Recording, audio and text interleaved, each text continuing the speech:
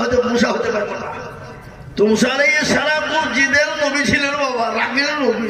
শুনেননি আপনারা? ফেরাউনের এক কীর্তি কি চড় মিরিয়েরও আপনার নাম ভুলে গেছে, তাইনি? চলো বলো।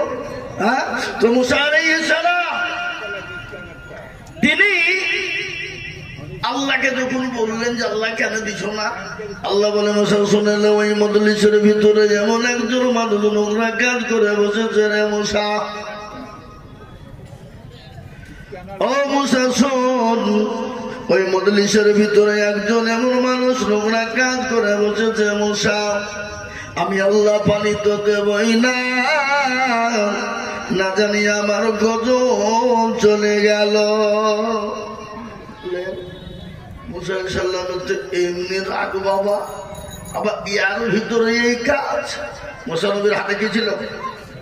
কি ছিল গো? লাঠি?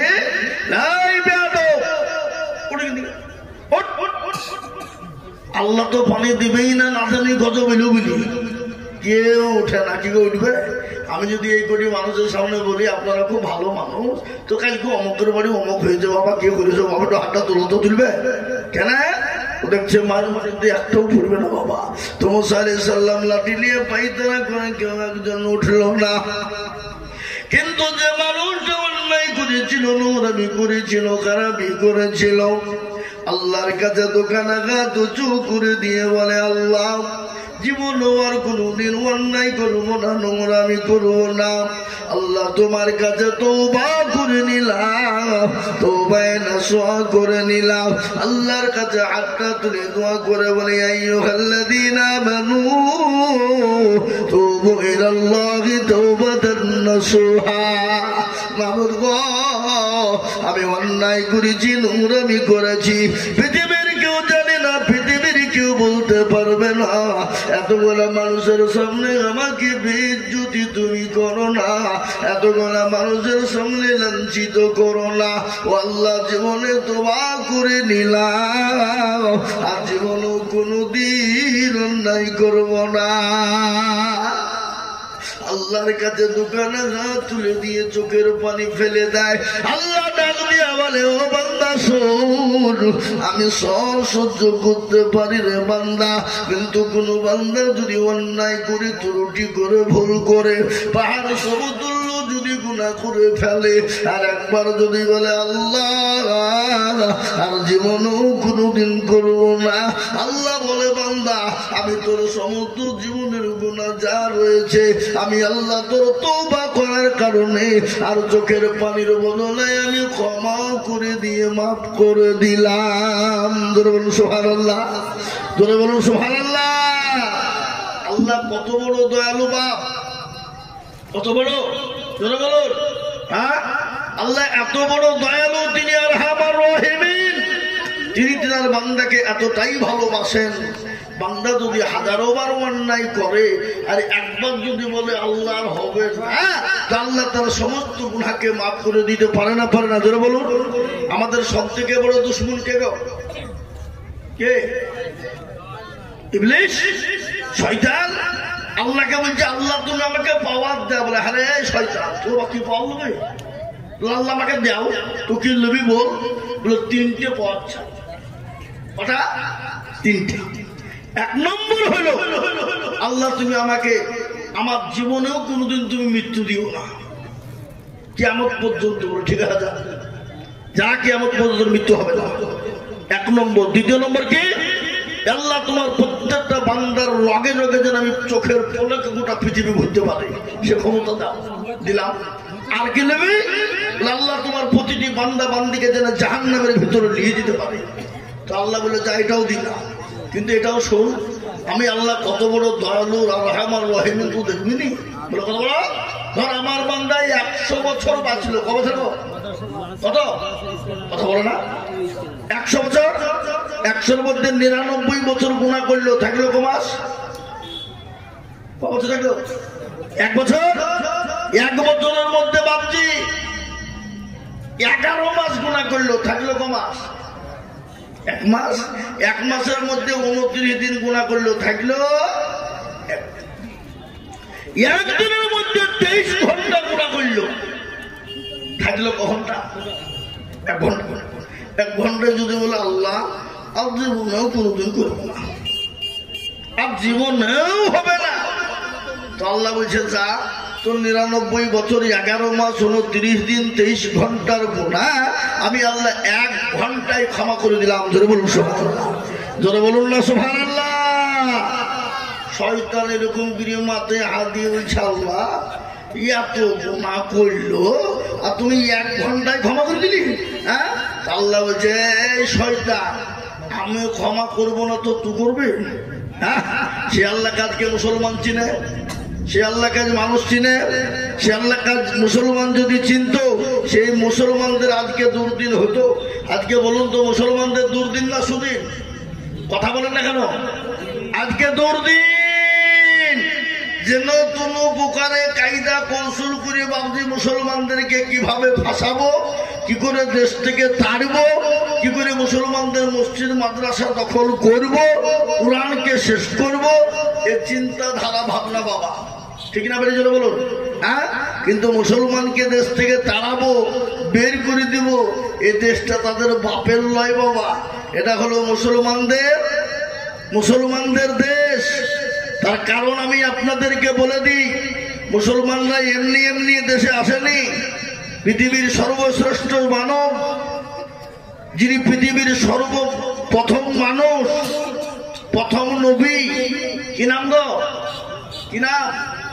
যার নাম হলো আদম নবী আলাইহিস সালাম, যিনি এই ভারতের মাটিতে সর্বপ্রথম এসেছেন। আর আমরা তারই আওলাদ বাবা। হ্যাঁ, আছে না? করে না আল্লাহ বলেছে।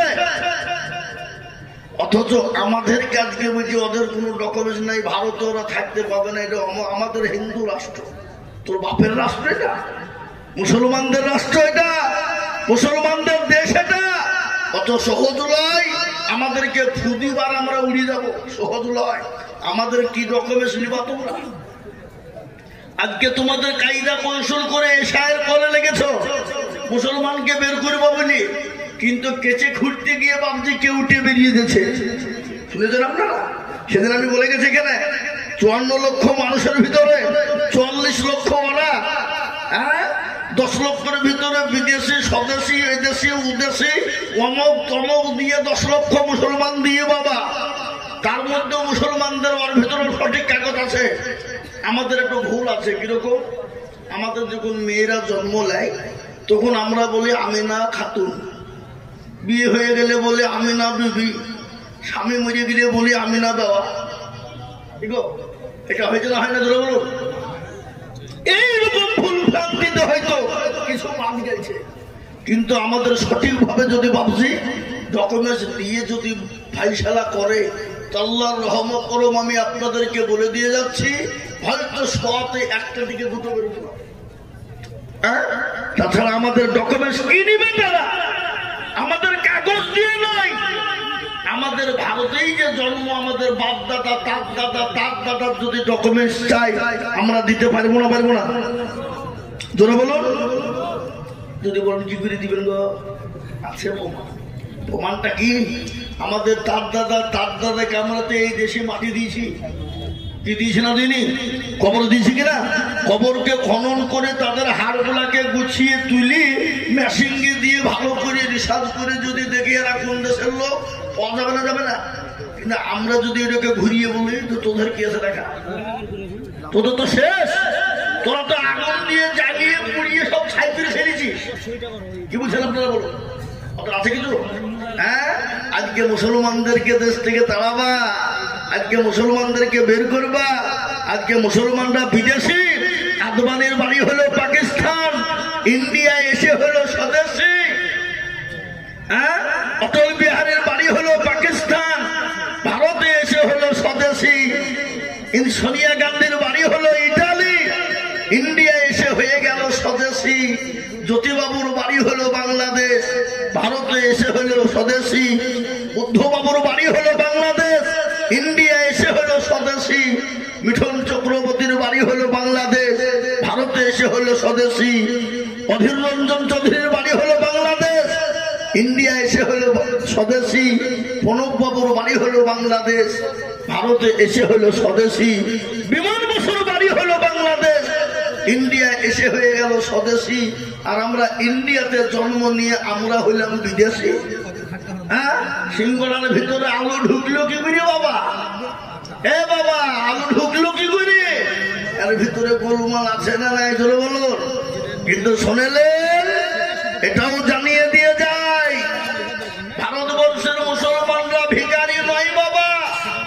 কি গো ভিখারি? কথা বলেন, মুসলমানদের কি নাই? এখানে যদি আমরা তোমাদেরকে প্রশ্ন করি, তোমাদের কি আছে বলো? কি দেখাবো বলো? তোমরা একটা জিনিস তৈরি করলে, মুসলমানদের বাবরিকে ভেঙে দিলে, ভেঙে দিয়ে তোমরা রাম মন্দির তৈরি করলে, কজন মানুষ দেখতে যায়, কজন মানুষ টিকিট কেটে দেখে। আর মুসলমানদের একটা কবর আছে দিল্লি আগ্রাতে, কি জায়গাটার নাম কি গো? তাজমহল, যেখানে প্রতিদিন লাখ লাখ টাকা ইনকাম, বছরে কোটি কোটি টাকা ইনকাম, ওটা মুসলমানদের দেওয়া, ওটা তোমরা ভোগ করো। দিল্লির কোথাও কুতুব মিনার, যেখানে প্রতিদিন 40 টাকা মানুষ পিছু টিকিট, ওটাকে হিসাব করো কত কোটি টাকা হয়, ওটা তোমরা লাও, মুসলমানরা লাই না, ওটা তোমরা ভোগ করো। ওটা মুসলমানদের, ওটা তো ভালো চলে গেল। রাজস্থানে আজমির শরীফ, যেখানে গরিবে খাজা মাইনুদ্দিন চিশতি রহমাতুল্লাহ আলাইহি যেখানে শুয়ে আছেন, সেখানে কোটি কোটি টাকা ইনকাম হয়, কেন্দ্রীয় সরকার ভোগ করে, ওটা মুসলমানরা লাই না, ওটা আপনারাই ভোগ করেছেন। পশ্চিম বাংলার মাটিতে আমার মুর্শিদাবাদ জেলা হাজারদুয়ারি নবাব সিরাজউদ্দৌলা তৈরি করে দিয়ে গেছেন, সেখানে কোটি কোটি টাকা ইনকাম হয়। মুসলমানদের কোন লোকটাকে ভাগ দিয়েছে, ওটা আমার দেশের রাজ্য সরকার ভোগ করে। ঠিক না বেশি জোরে বলুন, কথা বলেন না কেন? আর কি লিবে? ইডেন গার্ডেন মাঠ, যেখানে খেলা দাও গোটা বিশ্বের খেলোয়াড়রা খেলে, কোটি কোটি টাকা ইনকাম করে সরকারের তহবিলে চলে যায়, ওটা মুসলমানরা লাই না। ওটা কাকে বুঝাবা তুমি? মুসলমানদের সব আছে, আজকে মুসলমানদেরকে তাড়িয়ে দেবে অত সহজ নয়। এ দেশকে মুসলমানরা রাজত্ব করেছিল 800 বছর, 750 থেকে 800 বছর। মুসলমানরা যদি মনে করত কোন জাতি কোন ধর্ম রাখবো না, একটা জাতিকেও ভারতবর্ষের মাটিতে ওষুধ করবো বলে খুঁজে পাওয়া যেত না। কিন্তু ইসলাম বলেছে, রাসূলুল্লাহ বলে গেছেন, কোন ধর্মকে আঘাত করো না, লাকুম দীনুকুম ওয়ালিয়া দীন, তোমার ধর্ম তোমার কাছে, আমার ধর্ম আমার কাছে। লা ইকরাহা ফিদ্দীন, খবরদার কোন ধর্মকে নিয়ে আঘাত করো না, বাড়াবাড়ি করো না। আজকে তোমরা ইসলামকে না টানলে, মুসলমানদের না টানলে, কোরআনকে না টানলে তোমাদের ব্যবসা চলবে না, তোমাদের পুঁজিপতি তোমরা হতে পারবে না, এই চেয়ার তোমাদের থাকবে না, মসনদ থাকবে না। আজকে আপনারা জানেন, এই পশ্চিম বাংলার একজন আগাছা বাপের কুলাঙ্গার সন্তান, জারদ সন্তান অর্জুন সিং হারামখোর, কয়েকদিন আগে ইসলামকে নিয়ে কুরুচিকর মন্তব্য করেছে, আল্লাহর কোরআনকে নিয়ে কুরুচিকর মন্তব্য করেছে, বলেছে মুসলমানদের জন্য মূর্তি পূজা করা জায়েজ নয়, হারাম, মুসলমানদের জন্য এটা করা হারাম, পূজা করা হারাম। ওটা ঠিকই বলেছে ও, কিন্তু আরেকটা জিনিস উনি বলেছেন, ইসলামে বলেছে রেপ করা জায়েজ, কোরআন বলেছে ধর্ষণ করা জায়েজ, এটা বলেছে। আমি তাকে বলবো, তোর বুকের পাড়াতে গেলে মুসলমানদের সামনে বলে দেয়, তোর কলিজা যদি আমরা ছেড়ে না নিতে পারি, আমাদের ঈমান থাকতে ইসলাম এবং কোরআনকে কেউ কুরুচিকর মন্তব্য করবে, আমরা এক বিন্দু রক্ত থাকতে মেনে নিব? জোরে বলুন, মেনে নিব? আমরা মেনে নিব না।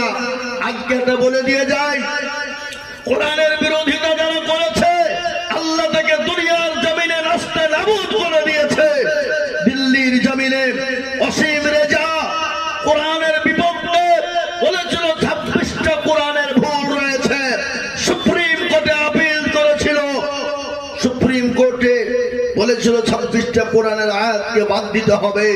উলামায়ে ইকরামদের নেতৃত্বে, উলামায়ে দেওবন্দের নেতৃত্বে, জমিয়তে উলামা হিন্দের নেতৃত্বে সুপ্রিম কোর্টে ইনারাও আপিল করলেন কোরআনের ভিতর থেকে একটা ভুল কেউ দেখাতে পারবে না, কারো বাপের ক্ষমতা নেই। ওই অসীম রেজা কেন? অসীম রেজার 14 পুরুষও দেখাতে পারবে না। সুতরাং এই কোরআন নিয়ে যে মাতাব্বরি করবে, আমরা মুসলমানরা এক বিন্দু রক্ত থাকতেও ছেড়ে দিব না। সেই অসীম রেজাকে কেউ চিনতে পারে নাই, তার নাম নিশানা মিটে গেছে। আজকে তাকে ঘর থেকে বেরোতে দেয় না, বুকের পাটা থাকলে বেরিয়ে দেখা। আজকে কোরআন নিয়ে বিরোধী করবি, কিন্তু শুনেলেন মুসলমান দরদি, আজকে খালি নয়, যুগ যুগ ধরে ইসলামের বিরোধিতা হয়ে আসছে, কোরআনের বিরোধিতা হয়ে আসছে, মুসলমানদের বিরোধী হয়ে আসছে। ইসলামকে মিটাতে পারেনি, কোরআনকে মিটাতে পারেনি, মুসলমানদের মিটাতে পারবে না, কিয়ামত পর্যন্ত পারবে না। একটু চিলিয়ে বলুন ইনশাআল্লাহ, একটু চিলিয়ে বলুন ইনশাআল্লাহ।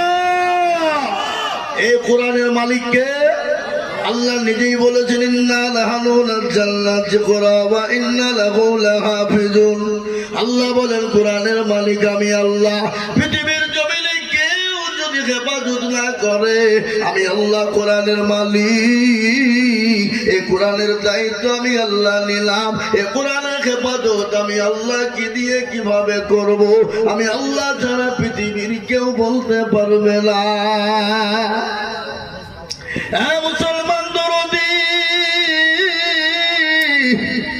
এই কোরআনকে মিটিয়ে দিয়েছিল, মিটিয়ে দিতে চেয়েছিল আবু জেহেল, আবু লাহাব, উতবা, সাইবা মিটিয়ে দিতে চেয়েছিল, রসুলকে মিটিয়ে দিতে চেয়েছিল।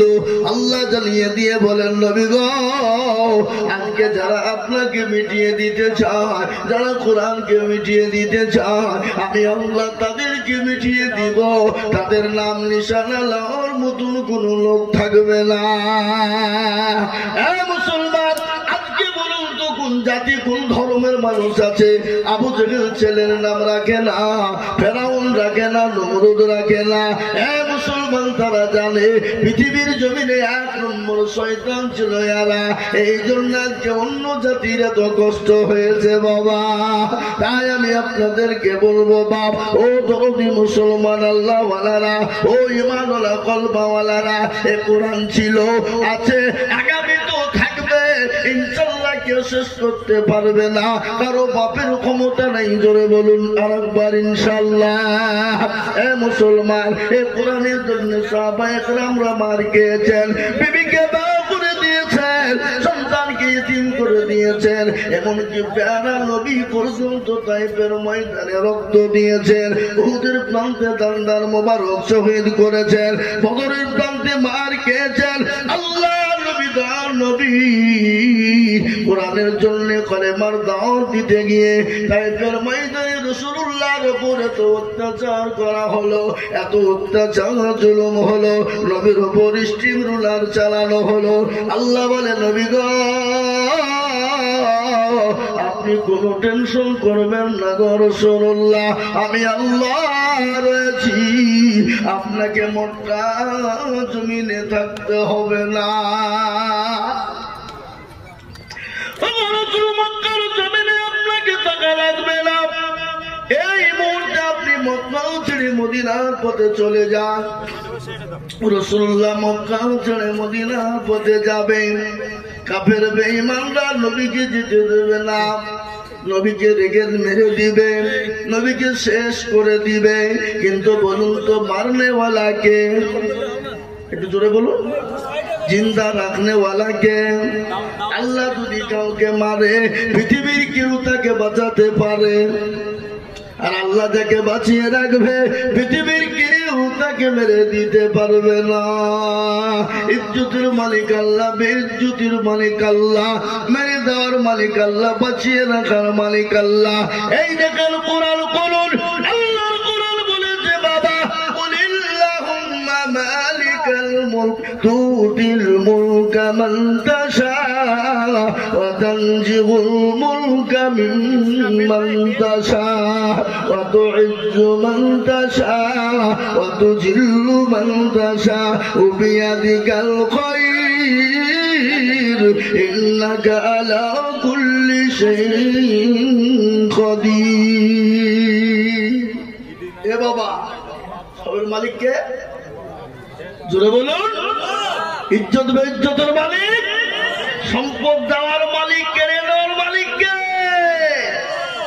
আজকে যারা মসনদে পেয়ে বাবা দাঙ্গা ফাসাদ বিপদ লাগিয়ে রেখেছে, এই মসনদ সেকেন্ডও টাইম লাগবে কেড়ে নিতে। আল্লাহ যদি বলে হয়ে যা, হয়ে যাবে। আল্লাহ যদি বলে কোন ভায়া কোন, শেষ। রাজ্যমান সিংহাসন সবই করি দান। কবি বলে রাজ্যমান সিংহাসন সবই করি দান, সাগর সাই কেড়ে নিয়ে ফকির বানান। বাচ্চাকে ফকির করে, ফরকে করে দান। ভাঙা গড়ার পৃথিবীতে তার কাম, কত হাজার টাকা কত জনে লয়। সারাদিন কেটে কেহ অনাহারে রয়, কেহ বা হাজার টাকা পায় বিনা মাহিনাতে, আর কেহ বা ঘোড়ার গাছ কাটে পেটে ভাতে। মুসলমান দরদি, ইজ্জত বেইজ্জতির মালিক আল্লাহ, সম্পদ দেওয়ার মালিক আল্লাহ, কেড়ে নেওয়ার মালিক আল্লাহ, মারনে ওয়ালা আল্লাহ, জিন্দা রাখনে ওয়ালা আল্লাহ। আল্লাহ বলেন নবী গো আপনি কোনো টেনশন করবেন না। ওগো নবী আপনি এক মুঠো বালু তুলুন, বালু তুলে তাসবুদ পরে কাফেরদের মাথা দিয়ে ছিটিয়ে দিবেন, আর কাফেরদের চোখ দুটো বন্ধ হয়ে যাবে, আর আপনি তাদের হাতের পাশ দিয়ে চলে যাবেন গো নবী।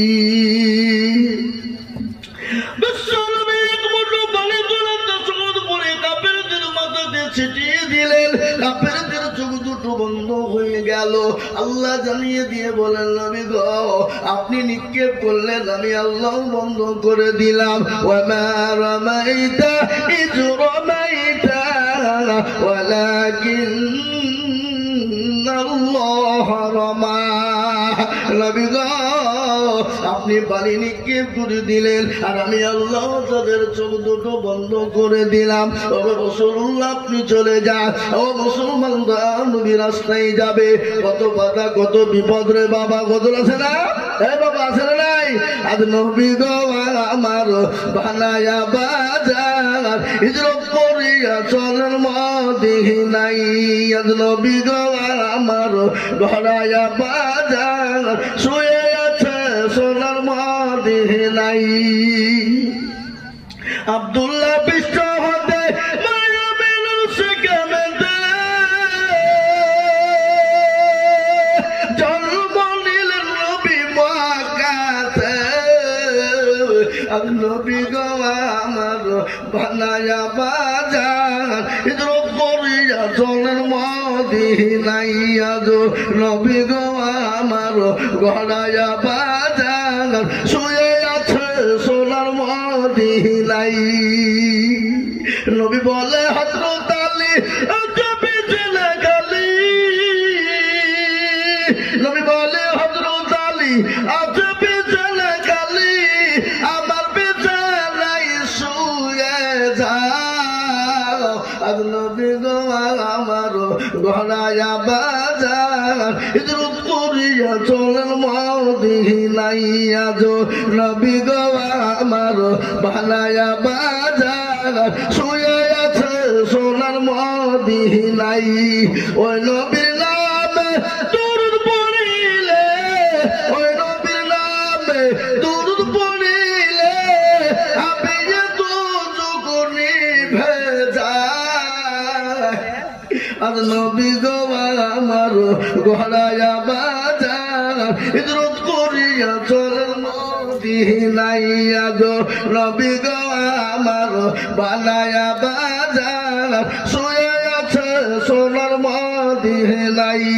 ও মুসলমান দরদি আমার ভাইয়েরা, আল্লাহ নবী মক্কা ছেড়ে মদিনার পথে যাবেন। হযরতে আবু বকরের কাছে গেলেন। আবু বকরকে ডাক দিয়ে বলে আবু বকর। আবু বকর বলে যখন রাসূলুল্লাহ ডাকলেন, আবু বকর সিদ্দিক রাদিয়াল্লাহু তাআলা আনহু বলে লাব্বাইক সাদিক ইয়া রাসূলুল্লাহ। নবী বলে আবু বকর গো তুমি কি ঘুমাও নাই? বলে ইয়া রাসূলুল্লাহ আপনার পায়ের তলে আমার জীবনটা কুরবানি হয়ে যাক গো নবী। ও রাসূলুল্লাহ, আপনার পায়ের তলে আমার মা বাবার জীবনটা কুরবানি হয়ে যাক। রাসূল গো, আপনি যেদিন থেকে বলেছেন মক্কা ছেড়ে মদিনায় যেতে হবে, ও আবু রাসূলুল্লাহ, আমি আবু বকর সেদিন থেকে একটা মিনিটের জন্য বিছানায় ঘুমাই নাই। মুসলমান মহব্বত কাকে বলে? ভালোবাসা কাকে বলে? রাসূলের প্রেমিক কাকে বলে? রাসূলের জন্য জীবন দেওয়ার জন্য মুসলমানরা তৈরি।